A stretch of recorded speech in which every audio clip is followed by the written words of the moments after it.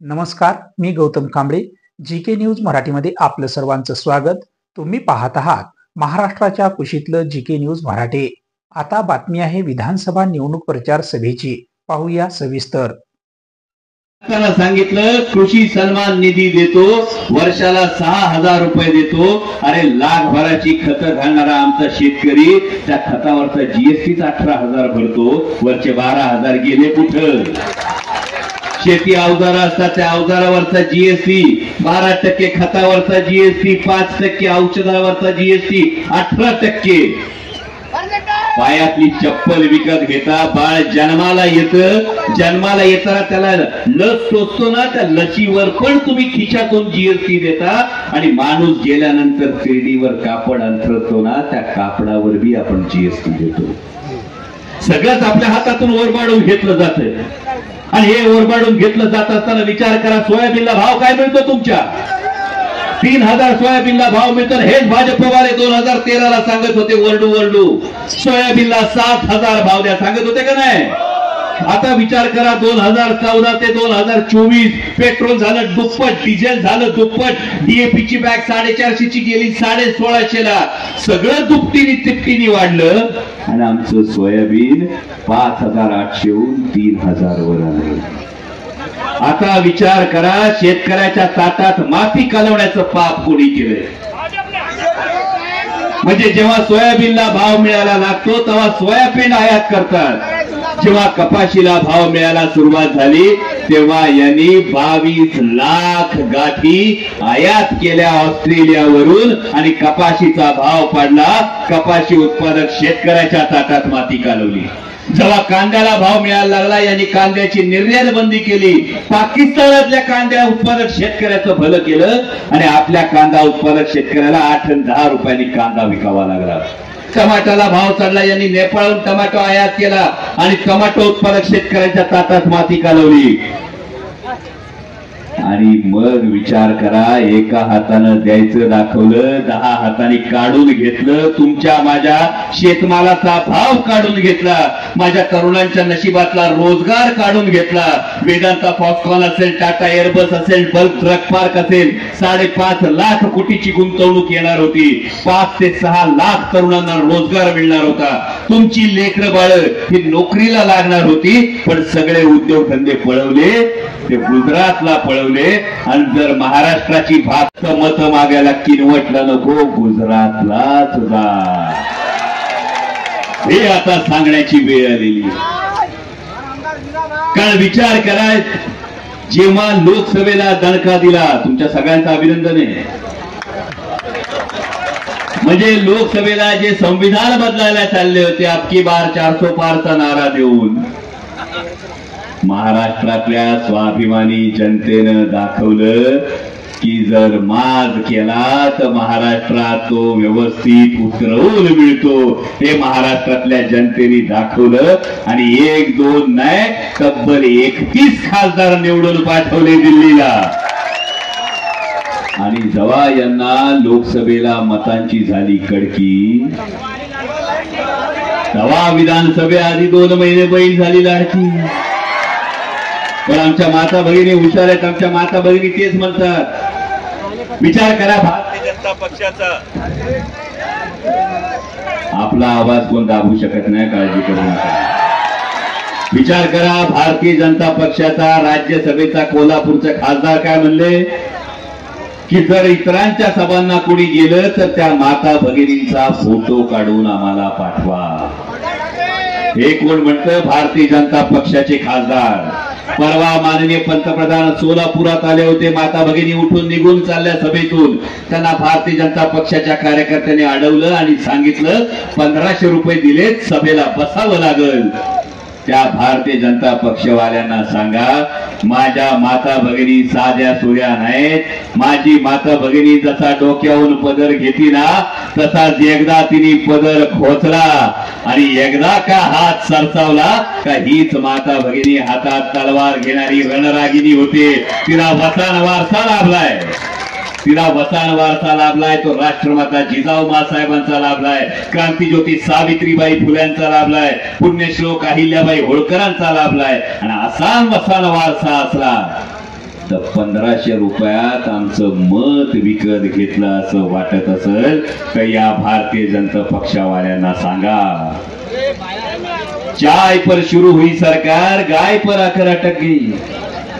चाय पर शुरू हुई सरकार, गाय पर आकर अटक गई। बात तो हुई थी 15 लाख की, 1500 में कैसे सिमट गई? आठवता ना 15 लाख? चाय पर शुरू हुई सरकार, गाय पर आकर अटक गई। बात तो हुई थी 15 लाख की, 1500 में कैसे सिमट गई?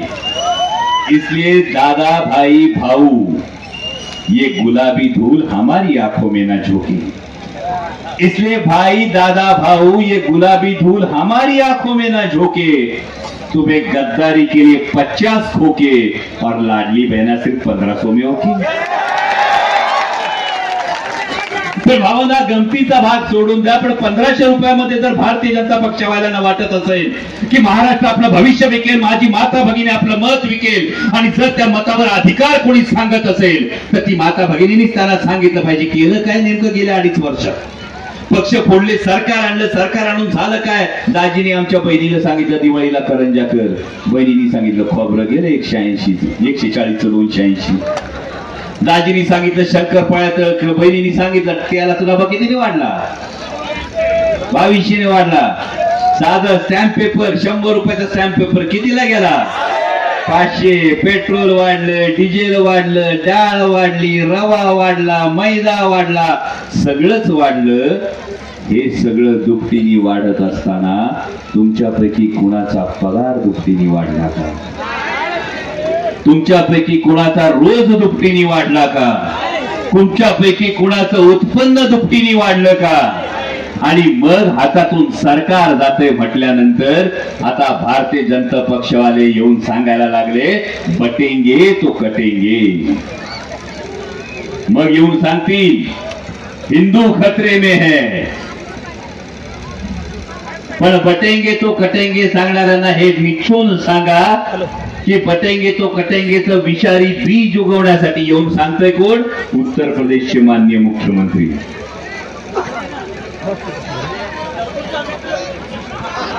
अहो त्यांचं निम्म राज्य पोटा पाण्यासाठी महाराष्ट्रात येते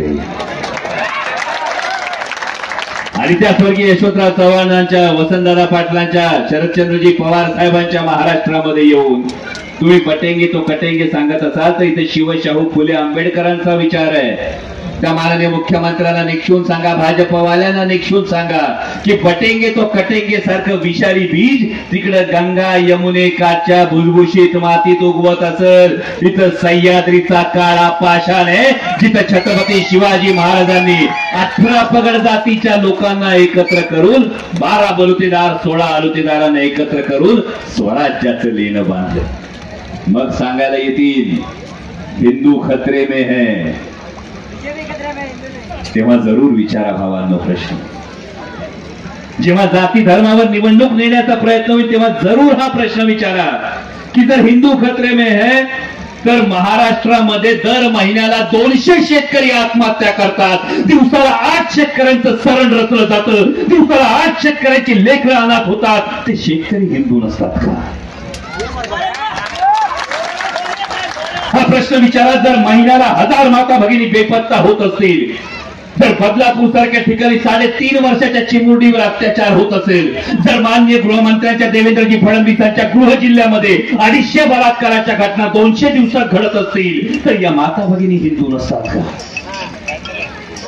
म्हणजे जेव्हा बाप काबाड कष्ट करून आई बाप लेकरांना शिकवतात, कॉलेजमध्ये नेतात, ग्रॅज्युएट करतात, म्हणजे पोराच्या पायात चांगली चप्पल यावी म्हणून बाप शर्टाखाली भोकं पडलेलं बनियान घालतो, पण पोराला शिकवतो, ते पोरग शिकतं, ग्रॅज्युएट होतं, नोकरीसाठी दारोदार हिंडत राहतं, पण त्याच्या नशिबातले रोजगार जेव्हा तुम्ही वेदांता, पॉपकॉर्न, टाटा एअरबस, बस रटफार गुजरातला पळवता तेव्हा ज्याचा अपेक्षा भंग होतो तो माझा मराठी तरुण हिंदू नसतो का? हे प्रश्न विचारा भावांनो। आणि म्हणून सांगतो ही निवडणूक महाराष्ट्र धर्म जागवण्याची आहे, ही निवडणूक महाराष्ट्राच्या स्वाभिमानाची आहे। आणि 20 तारखेला निवडणुकीला जाताना लक्षात ठेवा,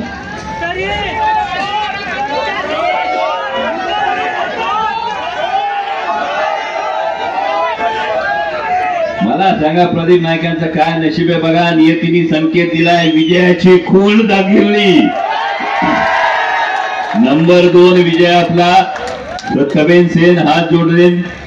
जय सेवालाल, आपली सकेन विनंती छ की आए वाले 20 तारखेन आपने प्रदीप नायकेर तुतरी वंजाय वाळू मनक्यान मतदान करेल छ.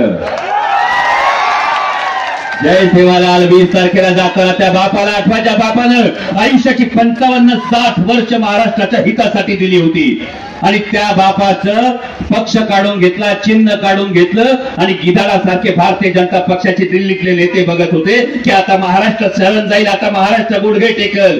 पण एक 84 वर्षाचा योद्धा उठला आणि म्हटला, मी झुकणार नाही, मी वाकणार नाही, मी लढणार आणि लढून जिंकून दाखवणार. त्या योद्ध्याचं नाव आदरणीय शरदचंद्रजी पवार. त्यामुळे आपलं चिन्ह आहे तुतारी वाजवणारा माणूस. तुतारी वाजवणाऱ्या माणसाला मतदान म्हणजे आदरणीय शरदचंद्रजी पवार साहेबांना मतदान. तुतारी वाजवणाऱ्या माणसाला मतदान म्हणजे माननीय उद्धव साहेब ठाकरेंना मतदान. तुतारी वाजवणाऱ्या माणसाला मतदान म्हणजे माननीय राहुल गांधींना मतदान. आणि जाता जाता परत सांगतोय, 2019ला संधी गेली. हा किनवटचा ढाण्या वाघ आहे, तुमच्या सुखदुःखात रोज उभा असणारा माणूस आहे.